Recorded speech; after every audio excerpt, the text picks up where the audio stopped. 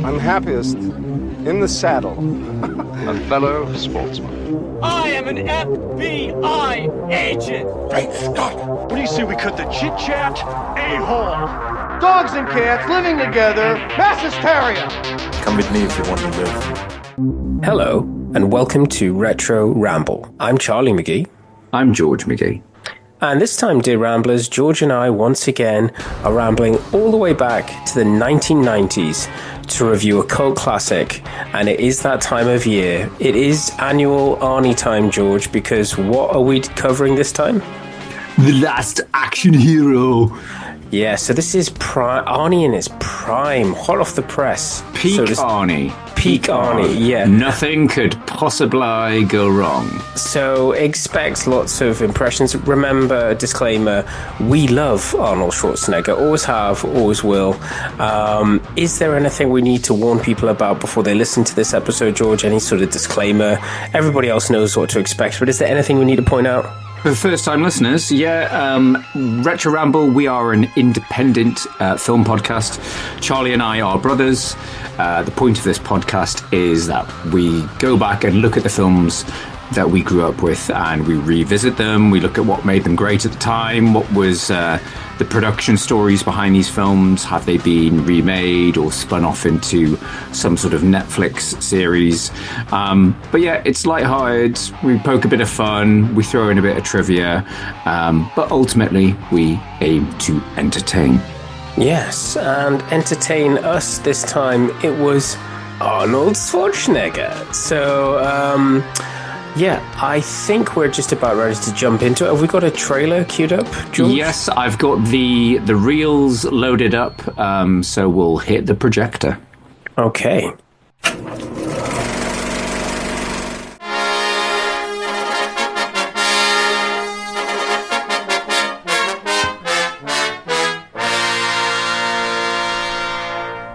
Columbia Pictures is proud to present the screen's greatest action hero, Jack Slater. Slater! Don't even think of Slater, you hear me? This is the Lieutenant Governor. Slater, here's what I... The governor gets you, call me. And Danny Madigan is his biggest fan. Jack Slater 4. But tonight, a magic ticket... It's a passport to another world. ...will get Danny closer to the action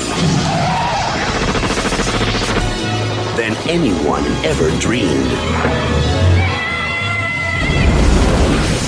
Who the hell are you? Don't shoot me. I'm Danny Madigan. I'm a kid. And you're going with him. Who is this twerp? And where is that smile on his face? I don't even know these kids. To a world that's bigger than life. This ticket is magic, and it really works. And better than real. You really believe that you're inside a movie, don't you? Yes! The bad guys are in there. I've seen it on screen. Could I speak to the drug dealer of the house, please? Have a nice day. Have him killed. This summer, it's head-on thrills. I have killed people smarter and younger than you. Head-first excitement. I hate when it happens. He's going over to my world. In this world, the bad guys can win. The door must still be open. Come on. If I go, how do I get back? And it's coming at you from both sides of the screen. Where am I now? This isn't the movies anymore, Jack. Please be careful. Things were different here. Damn it, that hurt. Arnold Schwarzenegger is Jack Slater, and Jack Slater is... Everybody down! Now! The Last Action Hero. The big ticket for 93. I'll be back. Ha! You did not gonna say that, did you? That's what you always say. I do? The big ticket movie of the summer. So, yeah, he was like, it's the big film of 93. We'll get into that. So, George, where do we start with this film? So this starts back in 1991 with two young film graduates, Zach Penn and Adam Leff. and they were trying to get their sort of first movie script idea out, and they were huge action fans, and they decided, wouldn't it be a great idea to make the sort of ultimate action film, but kind of subverted it and made fun of it at the same time. So, they're, in Zach Penn's words, the basic idea was, wouldn't it be cool if a kid got sucked into a silly action movie and used his knowledge of the genre to subvert all the cliches? So they pulled this script together, and it was aptly called Extremely Violent. So it was, a complete deconstruction and parody of all the big 80s action films, so like Lethal Weapon, Predator, Commando, Rambo, all those things. So they get an agent, and the agent starts sending the script around town. The first place the script gets to is our friends at Carolco, Mario Casar and Andy Wagner. Surprisingly, they turn it down. They're not interested. That says a lot. That says a lot about the first script. It's interesting, because then it catches traction, and it gets into a bidding war between the studios. Ironically, between TriStar Pictures and Columbia Pictures, both of whom are owned by Sony. So Sony are like, why are you guys fighting over this script when it's, we're both part of the same company? So it ultimately gets picked up by Sony, or Columbia Pictures it goes to. Obviously, at this time, 1991 is the year of Terminator 2. Smashes all the records. Arnie is at peak of his career in terms of box office. So he is basically getting scripts from everyone. Everyone is desperate to make the most bankable star in the world. Yeah, I think after Total Recall, which was 1990, and Terminator 2, the box office takings were just getting higher and higher. So everyone's like, we want to make the next film with Arnold. And apparently he had up to 10 scripts he was considering from various studios, which apparently he had some demands that whichever script he chose, he required a $15 million salary plus a percentage of the profits, and basically he would have as much creative control as possible, so he would be an executive producer. But this was also, whilst he'd done Terminator 2 and Total Recall, he was keen to get back in to that sort of family-friendly sort of space. And when this sort of script came across him, he's like, oh, well, maybe that could bridge the gap between my action persona and my comedy. So he felt like a PG-13 or, a 12 rated action comedy would help soften his image a bit and help blur those barriers between the two genres that he'd been so successful in. But he hadn't signed on yet. So to help convince Schwarzenegger to sign on, Sony go and hire Shane Black, which is quite ironic since the original script by Zach Penn and Adam Leff is taking the piss out of Shane Black's films. And even they say it was a bit surreal, him coming in. So they basically get fired, like, oh yeah, thanks, we'll take it from here. Shane Black completely rewrites it to help convince Schwarzenegger. Schwarzenegger's still not happy with it, says he would agree to sign on if Columbia hires William Goldman, who's like a very celebrated screenwriter. I think he's like one of the most famous ones he did was Princess Bride, but he was a very good character, and in terms of dialogue and things like that. And he'd done uncredited rewrites on Twins for Arnold. So, and he wanted Goldman to add an emotional core between Jack Slater and Danny Madigan. So Goldman's contributions included changing the projectionist was originally going to be a personification of the devil, but they changed him to a nice, friendly old man. Benedict, played by Charles Dance, was completely rewritten and became the main antagonist. They lowered the age from Danny. Originally, he was like a gruff teenager. He was 15, so they changed it so he was 11 years old, because apparently... I would like to talk about that point, so we should get back to that. Absolutely, because Schwarzenegger, interestingly, didn't want to play against another tough teenager as he had done in Terminator 2. Fair enough. But then there was more rewrites. So Carrie Fisher was brought on to tighten up the dialogue for Danny's mum. And apparently it's estimated over $2 million was spent on just reworking the script. Okay. And that's after purchasing it. So it was probably more like $2.5 million. Wow. So Arnie finally signs on. He gets the executive producer role for the first time, which means he approves the script, director, cast, financing, distribution, marketing, So Schwarzenegger's involved in every part of the production. Sony had huge plans for, this, because they got Arnie. They made a big deal of it with the studio. They set the release date. They've got a line of video games, Mattel toys, a Burger King thing. They've got AC/DC doing, a hard rock soundtrack, AC/DC writing a specific song. And yes, we are going to be coming out the next June.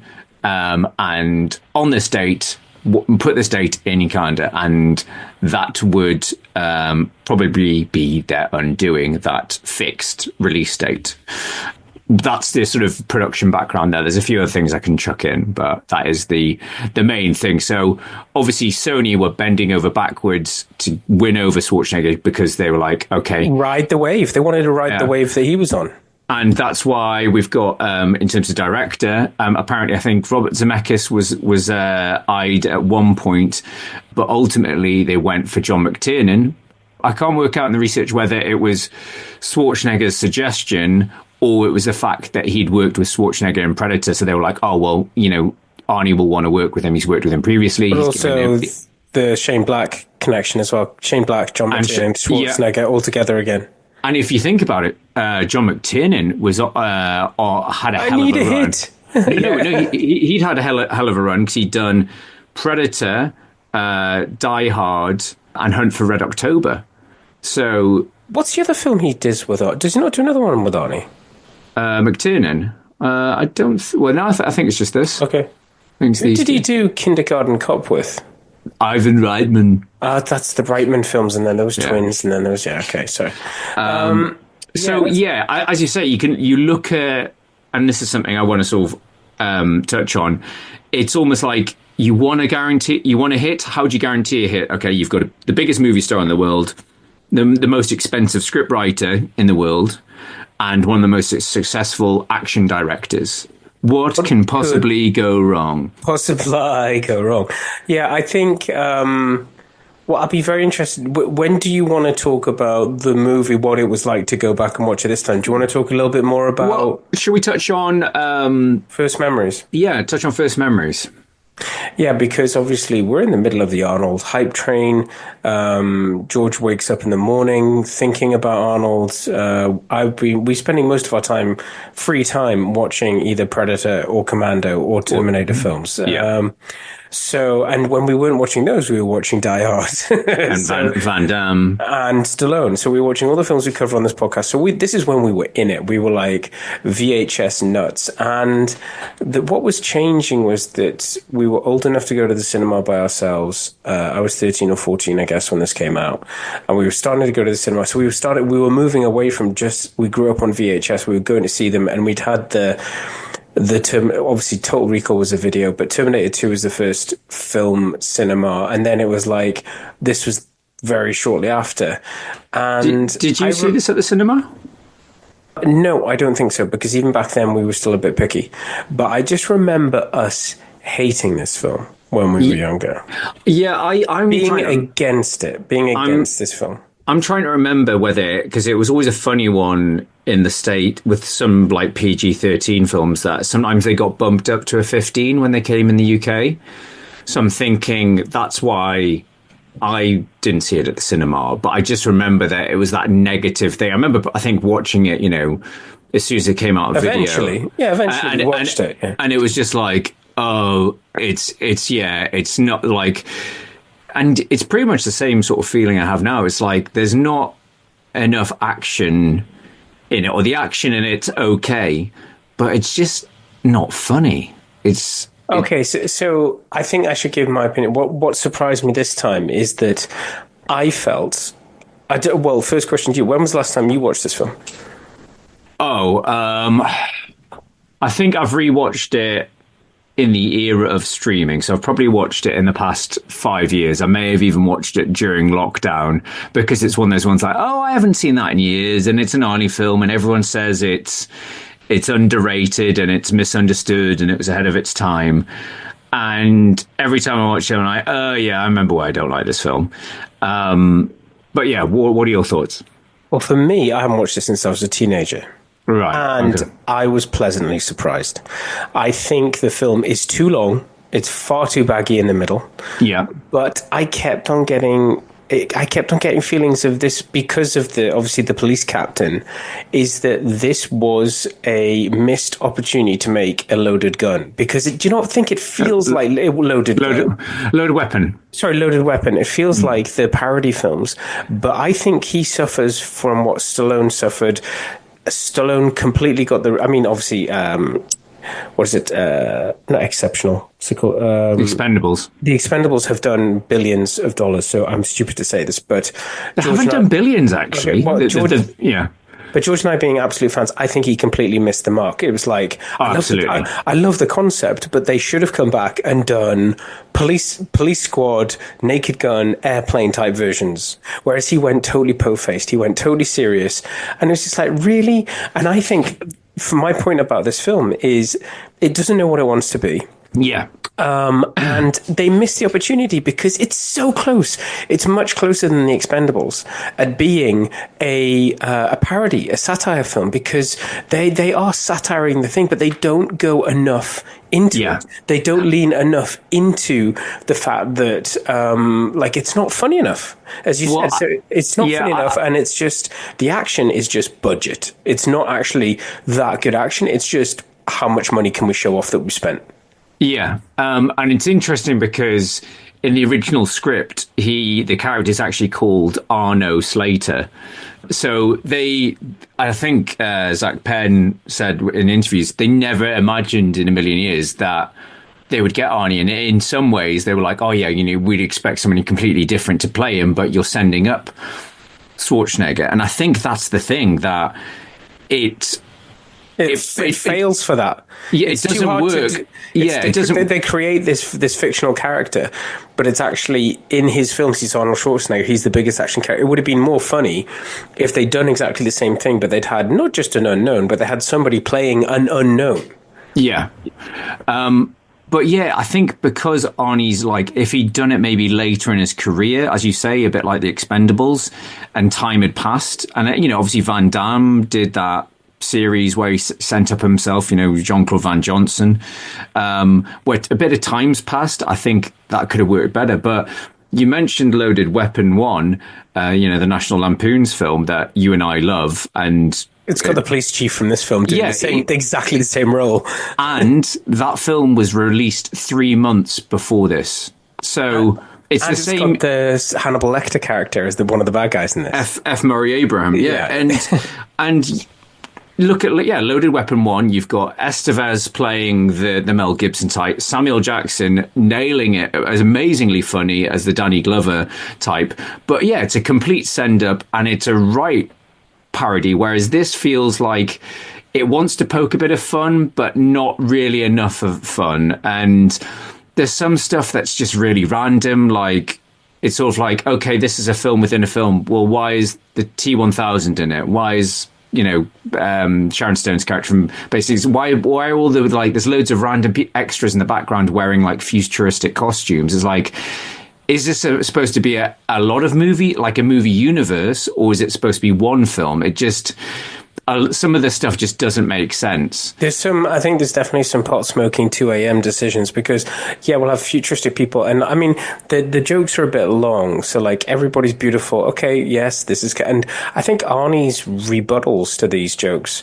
actually make more sense than the jokes themselves. So the fact that they're making fun, 555, yeah, okay. In every film, it's an inside joke or it's a thing that they do put 555 because they can't read out a real phone number. In a film. Because people will call it, But I think Arnie's explanation is like, it's California, it's the same area code, and it's like, they're all beautiful. It's like, it's California, and it's like, so I think his responses show that the jokes are bad.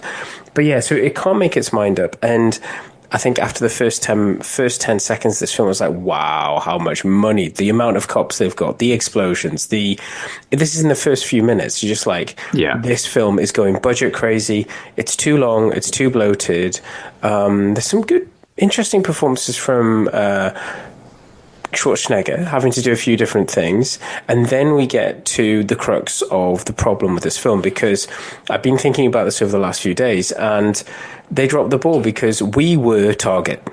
Yeah, we were target audience. We were all target, and that's probably did relate to the wonderful Edward Furlong's character in T2, but we lost it with this guy. This kid was just annoying, arrogant. Oh, so annoying. So annoying, like his hair is a good, there's a good link between his hair and this film. It doesn't know what it wants to be. Does it want to be a basin? Does it want to be a mullet? It's somewhere between the two. Oh no, we've got into Charlie's mullet chat again. It comes out, it's not a stealth mullet like we're seeing in 2025, but it's just a terrible haircut. He's a terrible character. You think that, as you said, the mum's lines are overwritten, overly. There's so much stuff going on. Like it's overly produced. It's overly thought out, and it's 2 hours 40? It's 2 hours 10 or 20, I think. But yeah, that's it. Apparently, they had like disastrous. I think they only managed, because it was so close to the wire in terms of, right, we've got to hit this release date, and getting Arnie and getting all the filming, and even though they were filming in LA, so they weren't having to travel. But it was really against the wire, and they did a test screening outside LA, I think about a month or two before, and the scores were disastrous because it wasn't properly edited. It was far too long, and apparently it was so bad that Sony tried to bury all the audience test cards, and then the press got a hold of it, and they were like, how did the test screening go? Oh, there wasn't a test screening. It's like, well, we've got reports that people attended it, and it was like, it made a bigger thing. It's like, why is Sony trying to bury this test screening? It must have been really bad, and it just created such a negative effect. And they did reshoots. McTiernan says that I think that there was like maybe a couple of weeks between them actually finishing filming and the premiere happening. The other thing that they would like, so they'd set this release date, and then in that time, Universal were making Jurassic Park. Jurassic Park's getting a lot of buzz about it. It's like Spielberg's return because, Hook had underperformed. But everyone's like, oh, this film's going to be huge. There's all the promotional tie-ins. And Universal picks the weekend before to premiere it. So the week before Last Action Hero. And everyone's like, internally, like, this film isn't going to be ready. We're going to get killed by this film. And they're like, no. And even Arnie admitted, he's like, no, we can't move because it'll be a sign of weakness. Everyone will think that the movie's really bad if we're delaying it. So instead of just finding out that it is really bad when they see it. It's just not finished. And I think in terms of the box office, so Jurassic Park was in its second week, obviously, when this came out, and it still made 3 times as much as Last Action Hero. Tough competition, to be fair, but I think that's it. Like Jurassic Park wasn't exactly a sleeper hit, but I think it was a little bit of arrogance and sort of stubborn determinism of like, no, this is a Schwarzenegger pick. It's still gonna be a smash. But yeah. Shane Black did a rewrite early on, then brought in other writers, and then they had tried to bring in Shane Black at the end to say, right, this isn't really making sense. Can you help bring it together? And it's still really baggy. Like the whole third act with the real world premiere, that was like a fairly late addition to the script.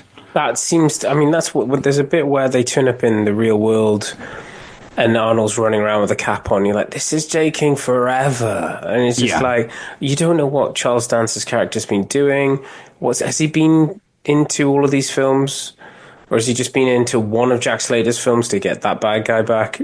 But he's like, Dracula, there's all these films circled and... Yeah, other Sony pictures.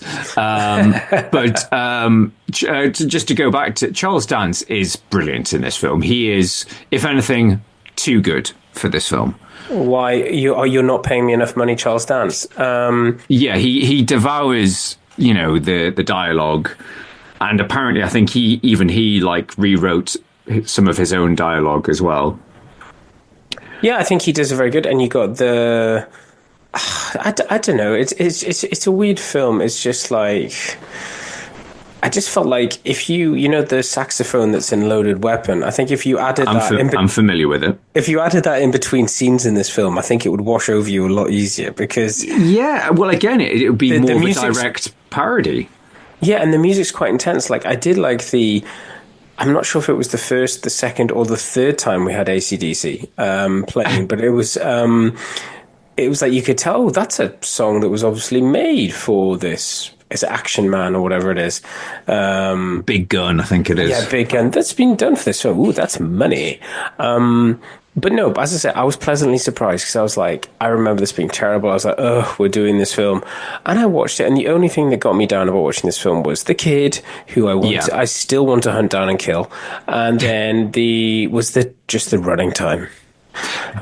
Yeah, I mean, we've talked about how, brilliant. Arnie can be great at comedy. He's good in this. The film just doesn't stand up. No, the film just falls apart. His range in this is quite good because you see him be the actor, you see him be the actor in the film, you see him do the buddy cop with a small thing, you see him be with his boss, you see him struggle fish out of water in the real world. So I actually think his range in this film is good for him.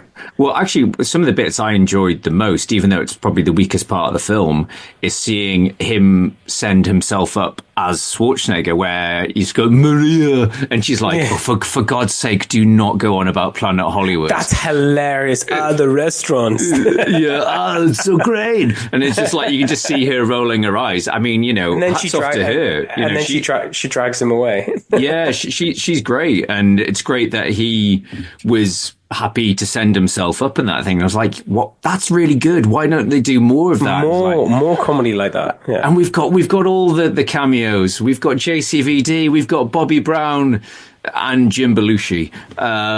We've got Danny DeVito playing the animated cat. Hey, I'm an animated cat. Why is an animated cat in a Lethal Weapon-esque movie? Doesn't matter. Shut up.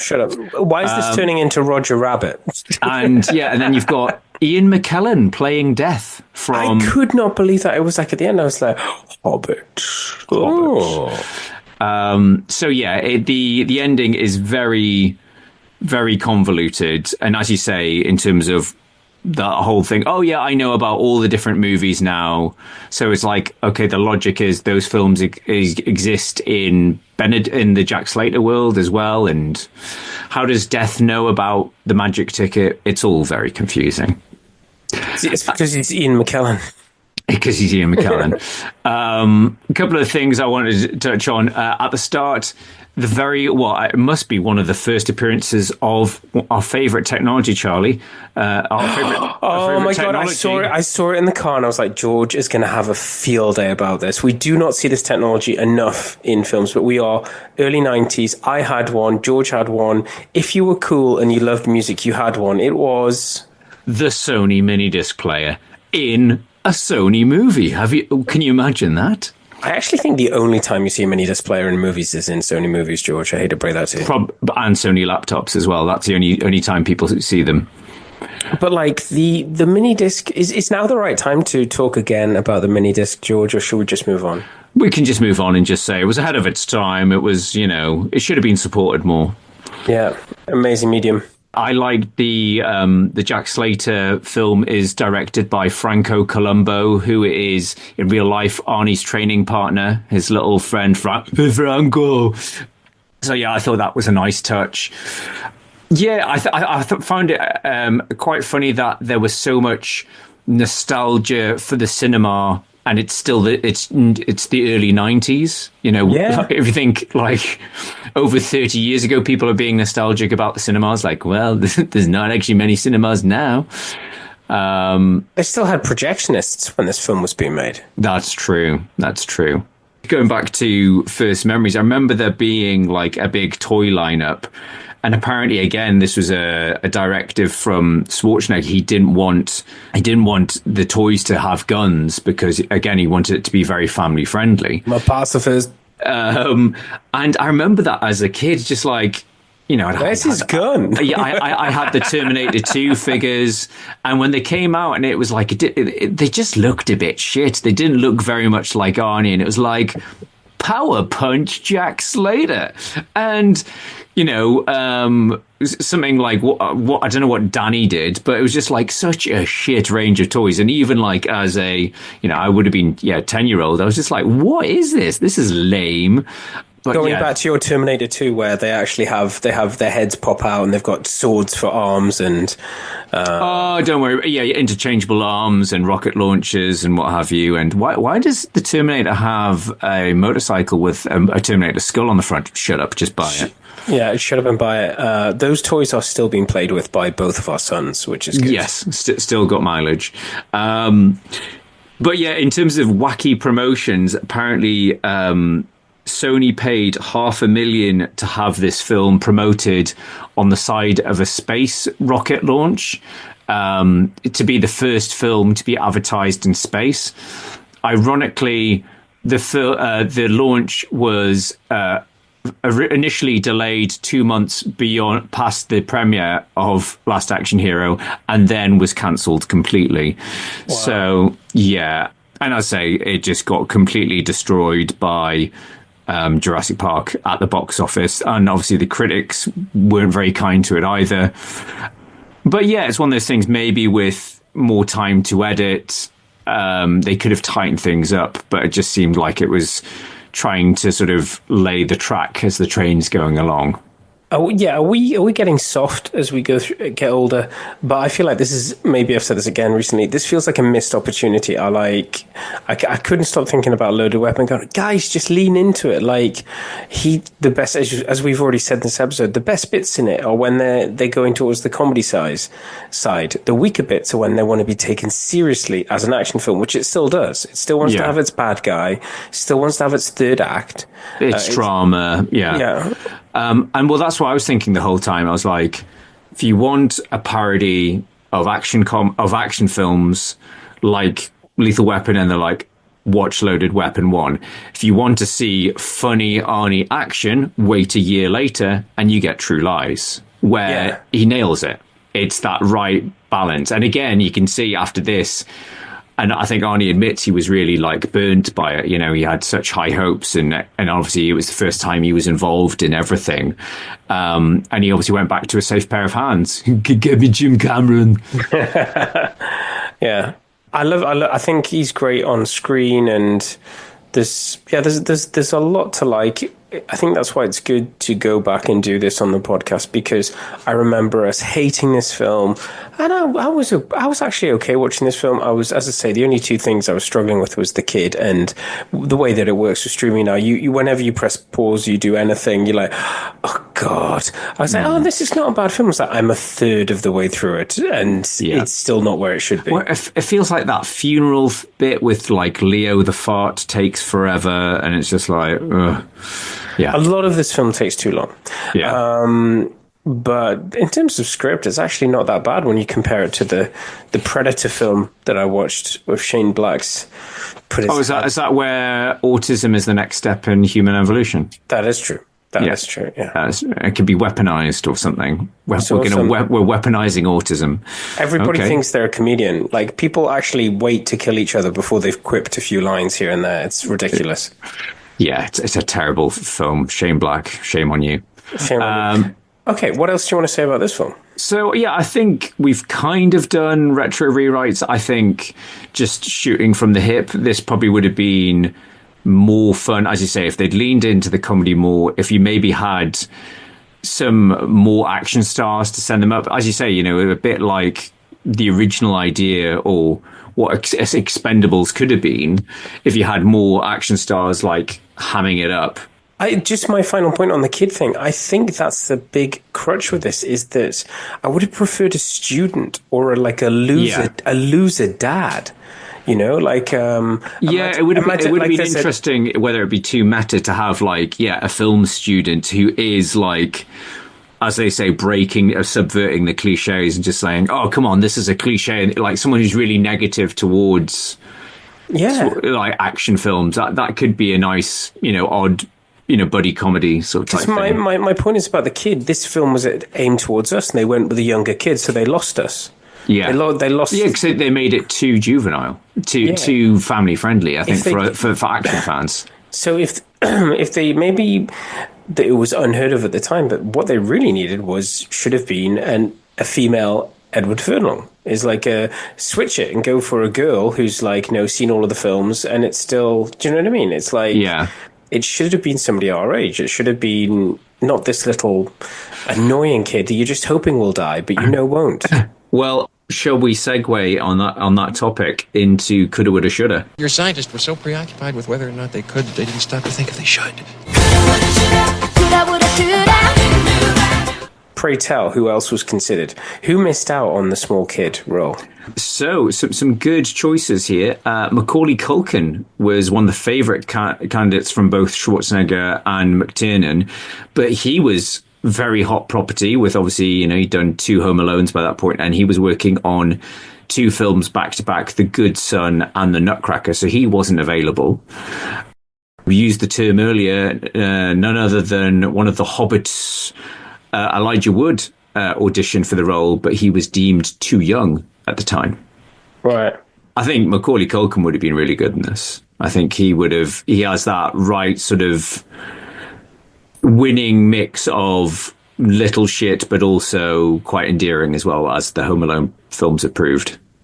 Yeah, I do. I just think the films they're sending up, the boys should have been older. I think they should have grabbed their balls, and it should have been somebody who actually thought it was pretty. It was beneath him. Almost but it was also who also didn't believe that he was in the movie. Not oh my god, I'm in the movie. It's well, this is weird. I'm tripping, and it wouldn't have seemed weird. I'm having a psychotic breakdown. Yeah, it wouldn't have seemed weird him kissing Arnold's hot daughter. Something that was just a bit more. They were a bit closer. They were a bit more like a buddy cop. I think it's tough to make, but we understand that wasn't the objective behind Arnold's project.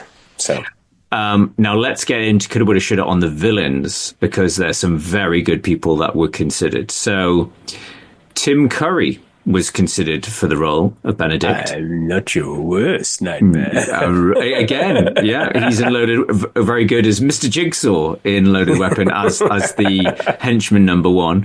And apparently Charles Dance replaced none other than Timothy Dalton as Benedict. Now that I would have liked to see. I mean, obviously we love Dalton as bad guy, as shown in Hot Fuzz, and villainously in The Rocketeer. Yeah. But apparently Charles Dance has said in interviews that he won the part after it was turned down by Alan Rickman, who turned it down, well, apparently due to salary, but I just imagine Rickman not wanting to get pigeonholed. And so much so, Charles Dance wore a T-shirt on set which read, "I'm cheaper than Alan Rickman." I think he's a great part in this. I think he's very well picked. I think Arnold does his job. I even like the mob guy who's in something else. I think it's called Revenge, a film with Costner. I can't remember what else I've seen him in. Cheap Man's Tony Savalas. And who else did I like? Yeah, so there was obviously the chief. There was a few. It wasn't all bad. It was just, you could tell it was one of those films where they had other fires to put out. Yeah. I've also got here, apparently Schwarzenegger was so keen to sort of promote this film, he gave 40 television interviews and 54 print interviews in a 24-hour setting a new personal record. Wow. Make my movie a success. Well, he tried. Yeah. He tried. He tried as hard as blessed. Yeah, I think you're right. I think it's not as bad as everyone says, or I think it's just, it's a missed opportunity, and it has a lot more potential to be a really good deconstruction. You know, we know Arnie can do comedy better than some of his, you know, action co-stars. But when would Kindergarten Cop and Twins in this sort of time? Before or after this? I think Twins was 88, and I think Kindergarten Cop, I want to say, is 91. Okay, so it was before this, yeah. Yeah, but then, so he does, I think in the Arnie timeline, he does this, and then he does True Lies, and then what did he do did he do anything in 95? Eraser. Eraser's, I think, 96. I think Jingle All the Way is 96. Batman and Robin, 97. And then he has his, he has his heart operation, whatever, and End of Days, he's back for that. And then obviously it's not long before The Governator. The Governator, yeah. Okay. All right. Well, anything else do you think we should say about this film? This was the Annual Arnie. We've done a lot of Arnie films on this podcast. We do love him. There are other Arnie films that we can cover. Am I right in thinking we haven't done any Conan? We haven't done any Conan. But it's because he doesn't say anything in the film. Apparently the first one's really good. Apparently. Have you not watched them both? No, I haven't. I don't think I've seen the second one. The second one's apparently they do the similar thing with this. In the second one, they try and make it family friendly. I've definitely seen the first one. It's just been years. I remember it feeling very old school. Like it feels like a 70s movie, even though it's like early 80s. The first one and Red Sonja. Red Sonja is terrible. I think Arnie rates that as his worst film. Both around the same time, but Conan's not bad. There's a lot of side boobs, and not just from Arnie. Oh no, it seems like every woman he encounters, he has to have sex with her, and then maybe chop off their head because they're a witch or something. Yeah, but most like Arnold's in normal life, apart from chopping off their heads. So we've got plenty more Arnie to cover. As I think we could go either way. We could do Eraser. We could do End of Days. We still haven't done Batman and Robin. There's a few of his like more left field ones in the 80s. So there's Raw Deal, which I think is one of his weaker ones. Is that with James Belushi? No, that's Red Heat. Okay. Where Jim, that's the odd cop comedy. That's like Walter Hill. So I'd be keen to revisit that. That's a good film. I remember it's an okay film. Yeah, there's obviously there's Jingle All the Way. Never seen it. You've never seen Jingle All the Way? No. Charlie. I'm not a completionist. Like you are. My kids love it, and so I've passed the torch on to my daughter, who it was the first Christmas film we watched last Christmas in November, and I've seen bits of it. It's like it's got a toy. Hasn't it got Tom Arnold? No, it's Phil Hartman. It's me, Troy McClure, and he's brilliant as the really smug dad next door. Yeah, there's a lot to like in that film. I maybe like it anyway. Next Christmas or the Christmas after. Maybe. I'm not entirely sure what we're going to cover next time. But yes, this has been Annual Arnie. We'll probably do some Van Damme later in the year. And maybe some Stallone. Definitely heroes. Well, we were talking about we haven't really done it, but there was a moment in the noughties where Jet Li was in everything, so we're going to maybe do a Jet Li movie. Or just a Jet Li special where we talk about all of them in one go. Yeah, I mean, like it felt like, there's The One, Romeo Must Die, Kiss the Dragon, Cradle to the Grave with DMX. There's so much to choose from. We're spoiled for choice, but we might put that up as a vote actually.